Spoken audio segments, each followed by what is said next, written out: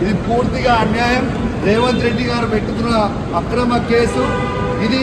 కమలాపూర్ మండలంలో గుండేడ్ గ్రామంలో illegal mine నడుస్తూ ఉంది. దీనికి ఆయన రేవంత్ రెడ్డి ఆధ్వర్యంలో సీతక్క, తర్వాత కడియం శ్రీహరి, ఎమ్మెల్యే నాగరాజ్ గారి బెనామీ ఖచ్చితంగా నిలదీస్తాం, ఖచ్చితంగా అడుగుతూనే ఉంటాం. ఊరుకునే ప్రసక్తే లేదు. మీరు చేస్తున్న అన్యాయం. ఇల్లీగల్ మైనింగ్ నడుస్తుంది. అక్కడ కేవలం 2.5 హెక్టర్స్ మాత్రమే ఉంటే ఇలా ఆడ ఇల్లీగల్ మైనింగ్ 20 ఎకరాలలో చేస్తూ ఉన్నారు. గుండేడ్ గ్రామ ప్రజలందరికీ కూడా చాలా ఇబ్బంది అవుతా ఉంది.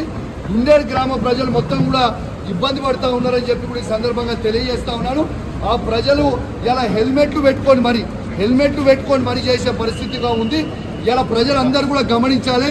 ఇలా రేవంత్ రెడ్డి గారు చేస్తున్న అక్రమ అరెస్టులు, అక్రమ కేసులకి నువ్వు రేవంత్ రెడ్డి గుర్తుపెట్టుకో.